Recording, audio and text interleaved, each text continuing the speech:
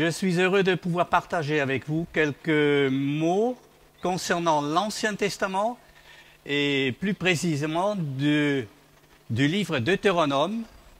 Donc je suis heureux que Eva a déjà cité un passage du chapitre 31 et je prends donc le chapitre 6. Le Seigneur est un. Vous avez peut-être déjà entendu cette déclaration, le Seigneur est un. C'est la déclaration que le juif fidèle répète le matin et le soir au minimum, complétée avec toute une série de prières supplémentaires. Je vous lis donc le texte en Deutéronome chapitre 6, versets 4 à 9. Écoute Israël, le Seigneur, notre Dieu, le Seigneur est un. Tu aimeras le Seigneur, ton Dieu, de tout ton cœur, de toute ton âme, de toute ta force. Ces paroles que j'institue pour toi aujourd'hui seront sur ton cœur. Tu les inculqueras à tes fils, tu en parleras quand tu seras chez toi et quand tu seras en chemin, quand tu te coucheras et quand tu te lèveras. Tu les attacheras comme un signe sur ta main et elles seront un fronteau entre tes yeux. Tu les écriras sur les montants de ta porte, de la maison et aux portes des villes. Donc le texte selon Nouvelle Bible Second. Il est important de connaître un petit peu le contexte de cette histoire. Ces paroles ont été prononcées lorsque Israël se trouve juste à l'entrée du pays promis. Le terme Deutéronome veut dire la deuxième loi. Et en effet, il y a une multitude de lois qui sont transmises dans ce livre. Et on peut dire donc que c'est Moïse qui donne ses ultimes instructions avant qu'il ne quitte son peuple en mourant et en laissant la place à Josué qui entraînera le peuple dans le pays promis. Donc dans le bloc central de ce livre, vous avez tous les lois, un nombre important. Le bloc final de ce livre contient un certain nombre d'avertissements. Si vous ne faites pas, ce sont les malédictions. Si vous obéissez, vous avez les bénédictions. Et finalement, c'est la mort de Moïse qui est également racontée.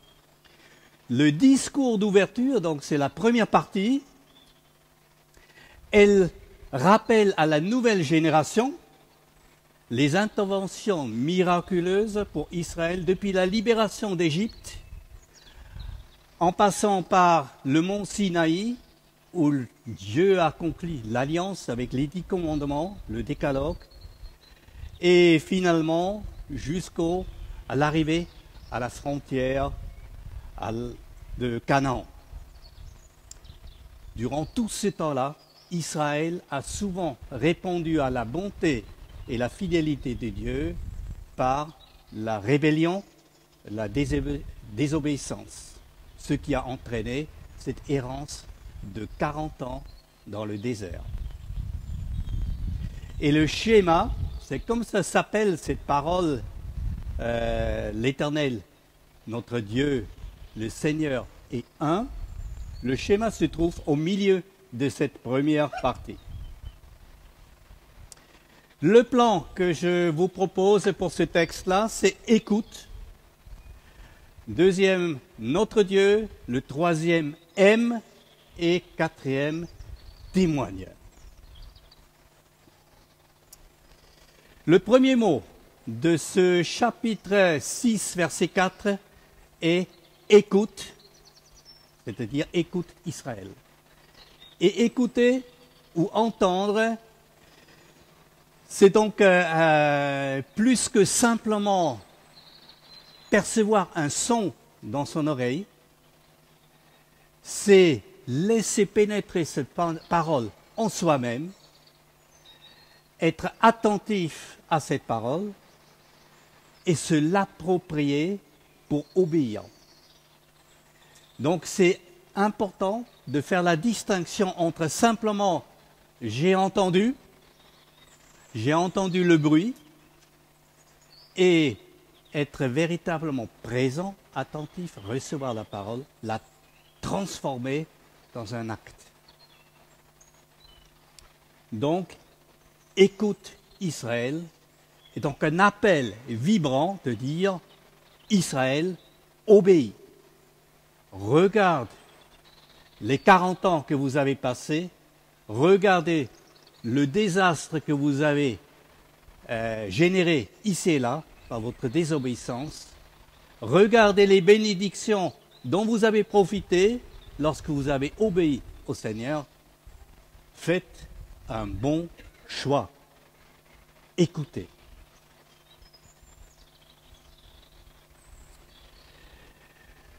Je vous lis maintenant le verset 4. Donc on est dans le deuxième partie, notre Dieu. Le Seigneur, notre Dieu, le Seigneur est un. Dans la culture juive, on remplace le tétragramme Yahvé par Adonai, par crainte de prendre le nom de Dieu inutilement dans sa bouche. Ce n'est plus du tout notre façon de faire et nous avons parfois une façon de parler de Dieu qui est un peu superficielle, peut-être parfois même insultant. Mais autant la crainte d'Israël de prononcer le nom de Yahvé est peut-être exagérée, autant il est important pour nous de rencontrer ce Dieu avec crainte. Pas la crainte, la peur, le respect pour l'honorer.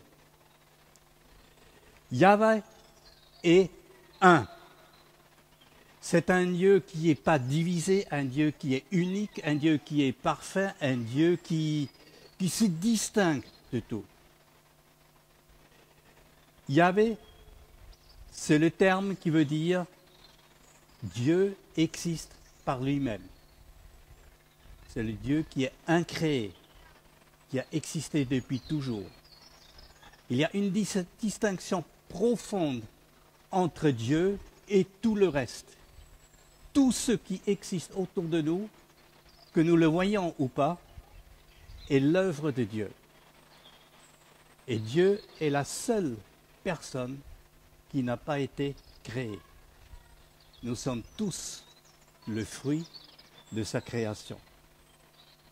Ce Dieu est un en trois personnes, le Père, le Fils et le Saint-Esprit. Yahvé est le seul Yahvé. Personne d'autre ne peut revendiquer ce statut d'être incréé. L'Éternel seul et n'émane pas d'une création. Et l'Éternel est unique, il se distingue de tous les autres.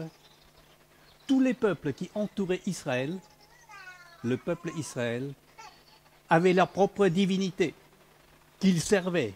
Et ils étaient convaincus, en confiant leur sort à ces divinités, ils auraient des meilleures récoltes, ils auraient des succès dans les guerres, ils auraient des cheptels fertiles, et ainsi de suite.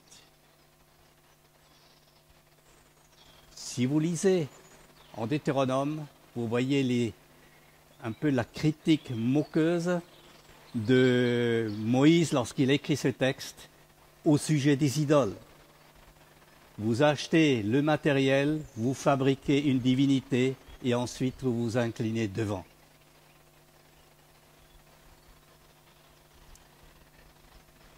Dieu, l'Éternel, Yahvé, n'est pas à comparer aux divinités, aux idoles. Il est celui qui est à l'origine de tout. Il est un Dieu personnel, notre Dieu. Pas un Dieu lointain, un Dieu près. Et c'est cela qui se voit dans l'histoire d'Israël. Ce Dieu s'est révélé à Moïse dans un buisson. Ce Dieu s'est révélé en marchant devant le peuple et en le suivant. Ce Dieu s'est révélé sur le mont Sinaï. Ce Dieu s'est révélé tout au long des miracles. Ce Dieu est maître de la création et l'a bien montré à son peuple. Il est vraiment un Dieu unique. Rien et personne ne peut se comparer à ce Dieu. Le troisième point, c'est aime. Au verset 5, nous lisons « Tu aimeras le Seigneur, c'est-à-dire Yahvé, ton Dieu, de tout ton cœur, de toute ton âme et de toute ta face. » Ces paroles que j'institue pour toi aujourd'hui seront sur ton cœur ou dans ton cœur. Jésus lui-même a déclaré que c'est la parole, la loi la plus grande ou qui résume la totalité des lois. Et qu'il y a juste une deuxième, et tu aimeras ton prochain comme toi-même. Aimer. C'est un terme que nous utilisons, un terme qui est souvent relié à des émotions, mais nous serions conduits en erreur de nous contenter à l'élément émotion. Certes, les émotions sont importantes, mais si l'amour est limité à l'émotion, on passe à côté.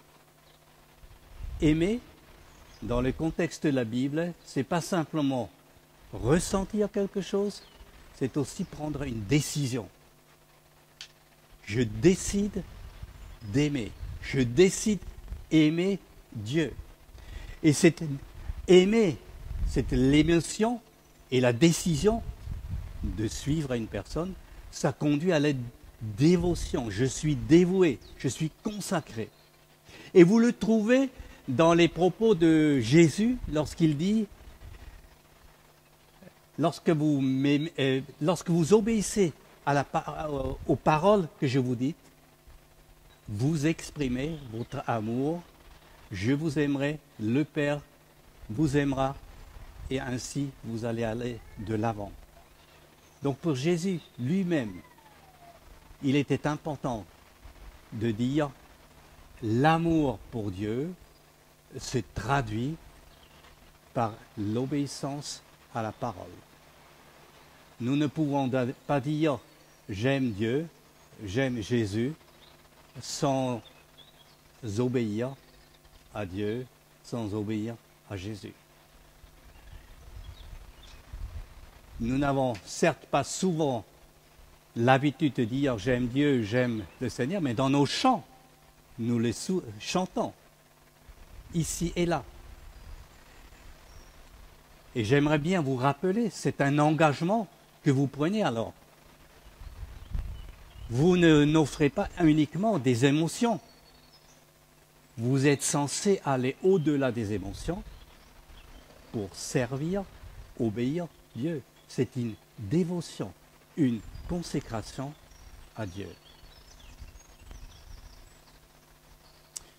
Ici, dans ce texte-là, il est dit « Ces paroles que j'institue pour toi aujourd'hui seront sur ton cœur ou dans ton cœur. » Ça veut dire, cette parole doit faire partie de notre personne, de notre façon de vivre. C'est un appel qui est adressé au peuple. C'est un appel donc collectif.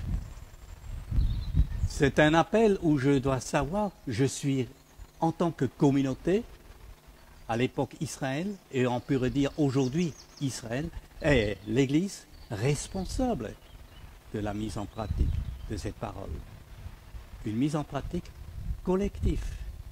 Et voyez tout le sens de l'Église où on est là pour s'encourager mutuellement, pour se reprendre mutuellement, pour se fortifier mutuellement. Aimer, aime, donc un appel adressé au peuple pour se consacrer, pour se dévouer à notre Dieu. Je continue dans la lecture, je reprends le verset 6. Ces paroles que j'institue pour toi aujourd'hui seront sur ton cœur. Et maintenant, la nouvelle partie.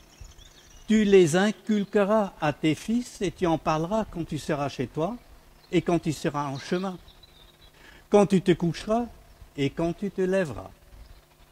Tu les attacheras comme un signe sur ta main et elles seront un fronteau entre tes yeux.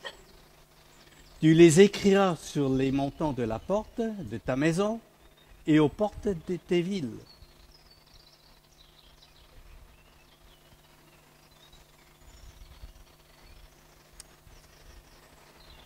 La génération libérée d'Égypte est morte. Maintenant, c'est la nouvelle génération qui est à l'entrée du pays promis. Cette errance de 40 ans a montré que la désobéissance a conduit droit au mur. Y a-t-il un moyen pour éviter que la génération présente se comporte différemment? C'est la question qu'il faut se poser. Est-ce que c'est une éternelle répétition? Est-ce que le peuple a appris quelque chose? Comment éviter la rébellion contre Dieu? Nous avons déjà entendu, le verset 4 a commencé avec un appel solennel. Écoute, Israël. Tends l'oreille. Ouvre ton cœur. Et dans les versets 6 à 9, nous avons une répétition d'ordre. Tout d'abord, nous l'avons déjà vu, ces paroles doivent être dans notre cœur ou sur notre cœur.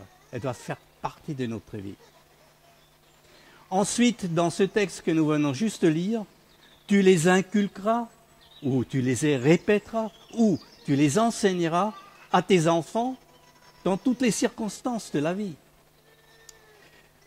Et je pense que c'est important de se le rappeler. Cette parole, elle doit être dite lorsqu'on est dans la maison, quand on est en route, quand on se lève, quand on se couche. Ça veut dire que cette parole est présente dans toutes les circonstances de la vie. Ce n'est pas uniquement lorsque vous êtes présent dans une réunion, groupe de maison, réunion de prière, au culte, ou si vous avez l'habitude d'avoir un petit moment de lecture biblique à la maison, à ce moment-là, j'y pense. Cette parole doit vous accompagner durant toute la journée. Spontanément, vous avez besoin de relier votre vécu à la parole.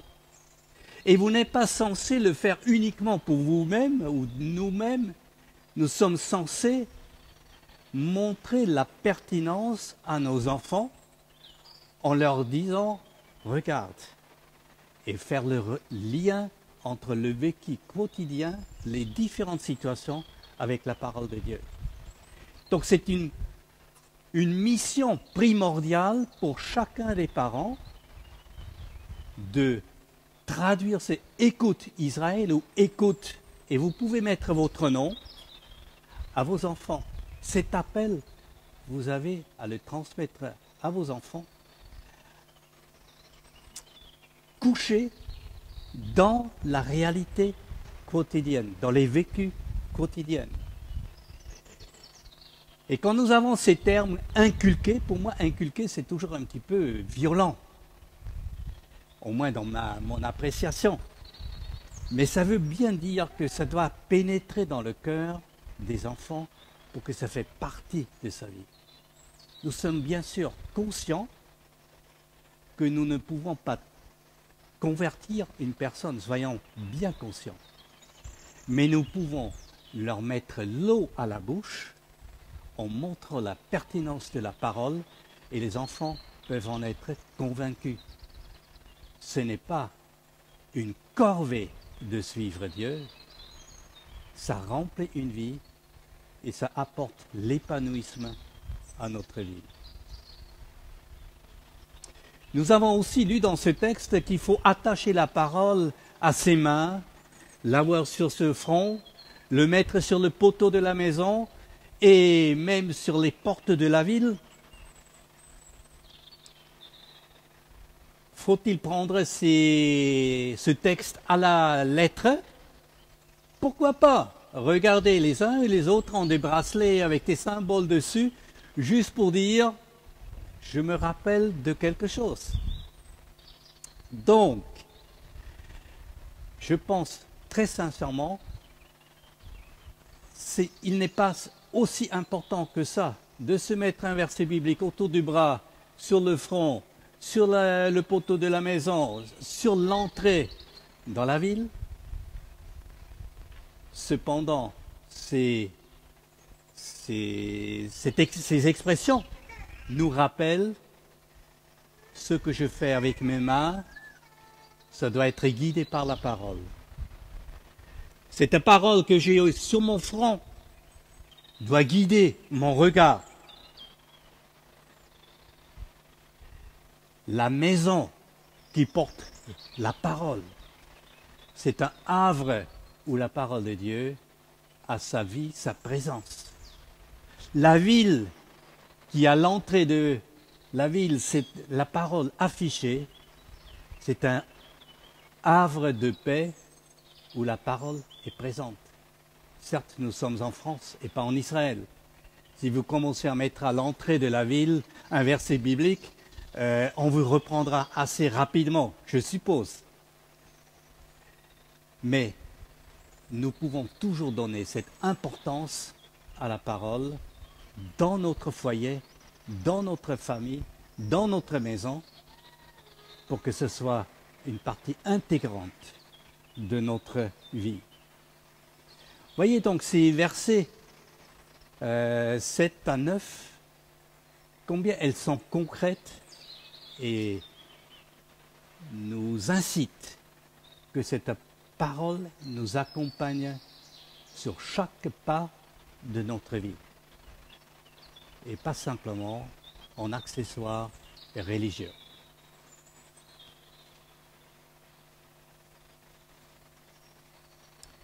Je reviens au premier verset, c'est la conclusion. Écoute Israël, le Seigneur, notre Dieu le Seigneur est un. Quand vous regardez dans les manuscrits, ce texte est écrit d'une certaine manière. Le premier mot, vous regardez, et la dernière lettre est écrite en plus grand. Vous allez vers le dernier mot du verset. Là, encore une fois, le dernier mot, la dernière lettre est écrite en plus grand. On attire donc notre attention sur deux lettres. Si on assemble ces deux lettres, ça donne un mot qui s'appelle « ed » ou « hed ». Je ne sais pas exactement comment le prononcer. Et cela veut dire « témoin ». Donc il y avait un jeu de mots inclus dans ces versets où il dit « Écoute Israël, le Seigneur notre Dieu, le Seigneur est un ». Et cela, vous devez être à qui? À vous que ces paroles sont adressées, vous devez être témoin. Témoin de ce Dieu, témoin de son unicité, témoin de son caractère, témoin par votre obéissance, témoin par l'amour que vous transmettez à vos enfants pour la parole.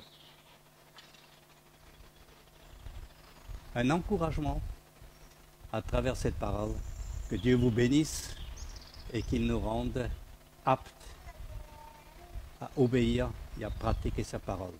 Amen.